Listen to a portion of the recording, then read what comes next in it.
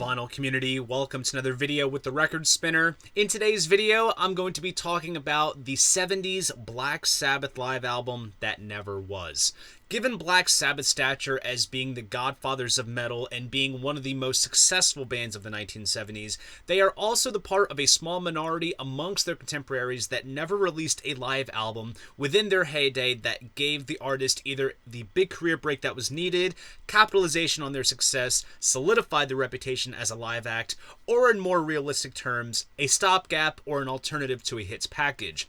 While Sabbath came close to releasing one as far back as 1973, there's a lot more to the story that involves the release of the unauthorized live album Live at Last, led by ex-managers, and much more. So as you can probably tell, there's quite a bit to get through, so enough of the chit-chat, let's jump into what this video is all about. In March 1973, Black Sabbath embarked on a UK tour in support of the Volume 4 album. At the same time, it was also made known some of the shows, particularly the two at the Hard Rock in Manchester on March 11th and the Rainbow in London on March 16th, were to be recorded for a live album that was to be released in the early part of the summer of 73. To go with the alternative to a hits package theory, Geezer Butler went on record saying that the live album would have been a sort of quote-unquote best of Black Sabbath collection. Despite these claims being made public to the UK press at the time, the band wasn't pleased with the recordings, so the live album was shelved. Around that time, Black Sabbath was being managed by Patrick Meehan. Amidst financial mismanagement, the band sought out new management from Don Arden, father of Ozzy's future wife, Sharon.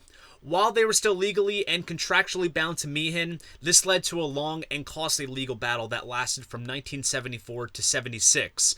The frustration felt within the band reflected in the title of the band's 1975 album Sabotage, with tracks such as The Writ, partly inspired from when Ozzy Osbourne received one on stage while touring the US. At the end of the day, Meehan would control the band's catalog of material released during his time as manager, which led to tons of compilations, including the well-known We Sold Our Soul for Rock and Roll, a compilation that the band would ultimately never see a penny from despite it being the band's best-selling one.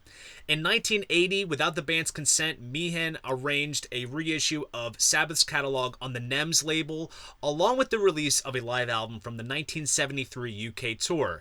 Meehan owned the rights to the recordings, therefore he was the only party to authorize its release.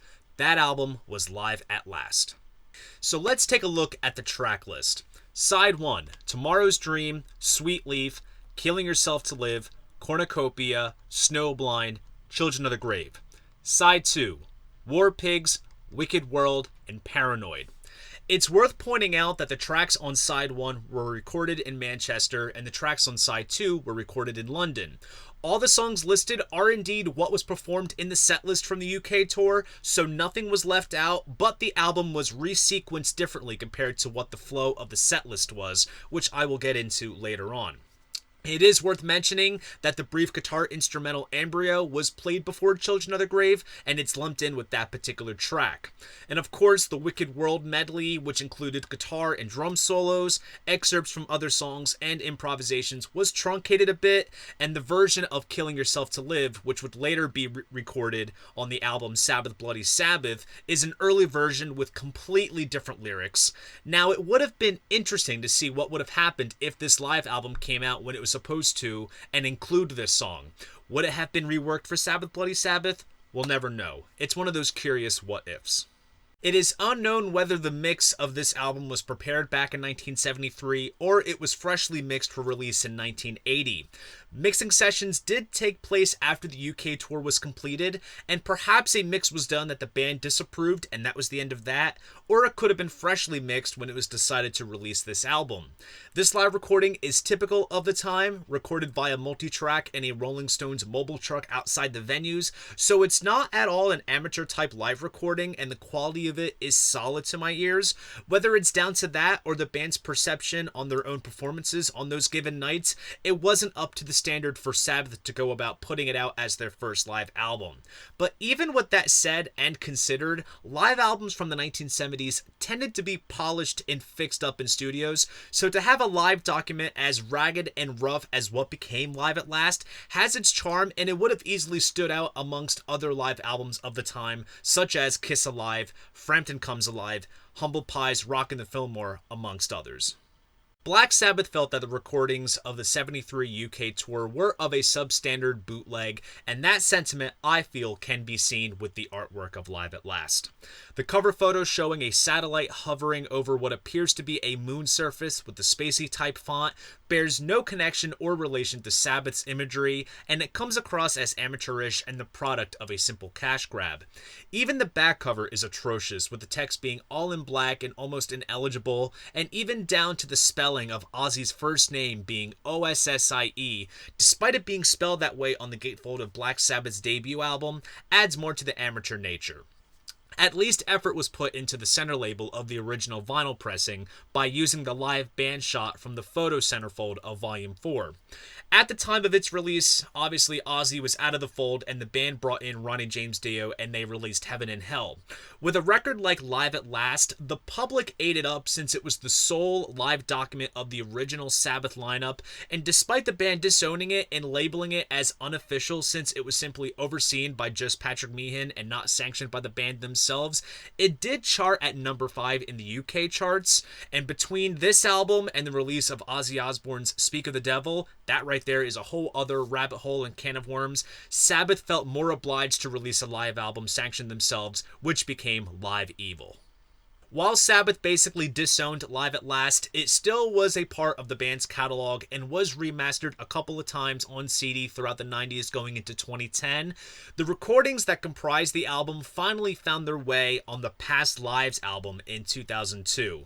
The first disc of the album consisted of the Live at Last recordings, and the second disc comprised of tracks from Brussels 1970 and Asbury Park 1975. Both of which were heavily bootlegged previously. The Live at Last portion was merely just a remastering, so it's the same as it appears previously, but it seemed like the band finally accepted the recordings as a document of how they were represented live during a time period of what many people would consider to be peak Sabbath. Flash forward to 2021, BMG in the UK and Rhino in the US released the Volume 4 Super Deluxe Edition box set. This box set consisted of the remastered album along with new mixes and studio outtakes remixed by Steven Wilson and live material from the UK 73 tour.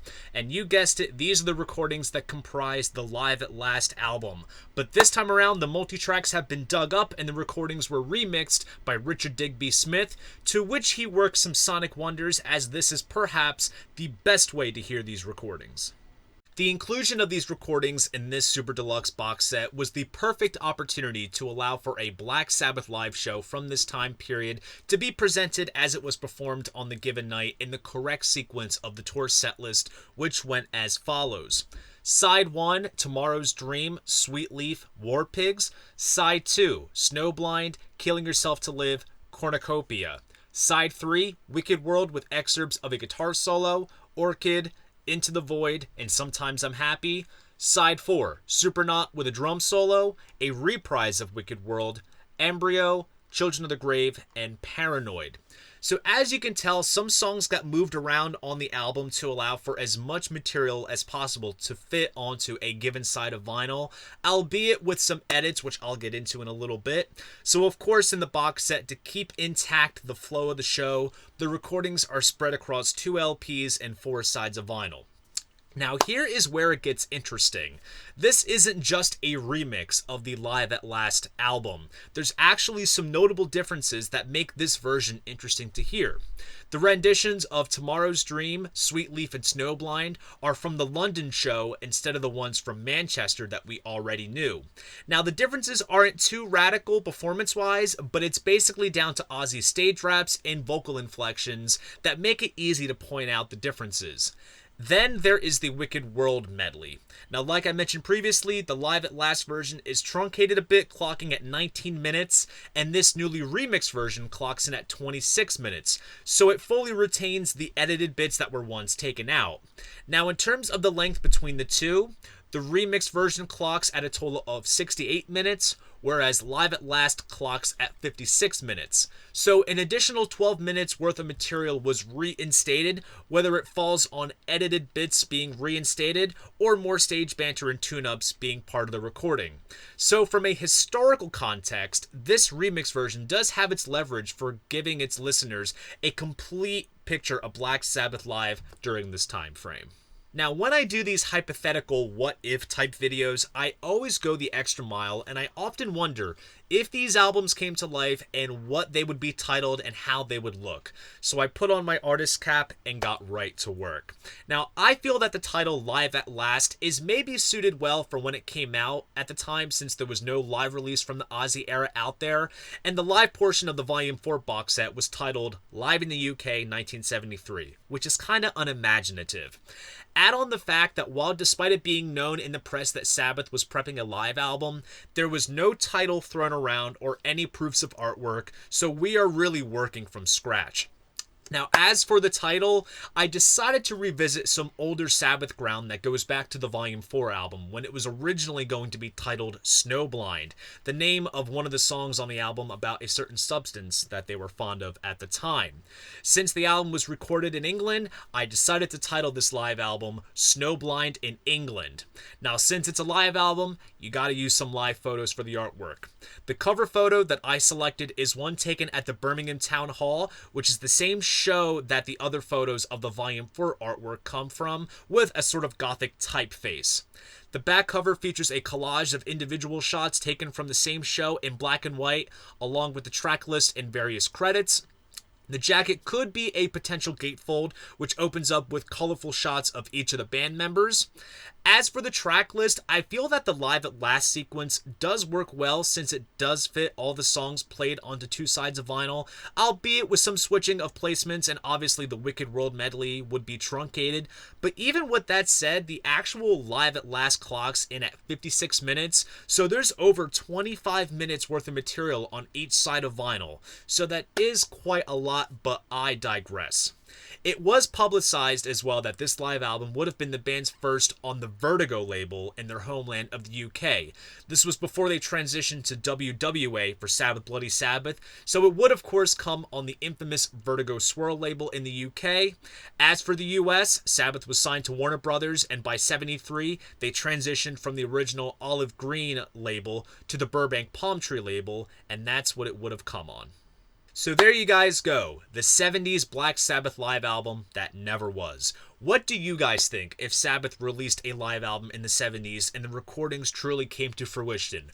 Would it stand the test of time with its contemporaries? Please drop a comment down below, I'd love to know. If you enjoyed this video, please go ahead, give it a like, and subscribe to the channel. See you guys in the next video, and most importantly, keep the records spinning.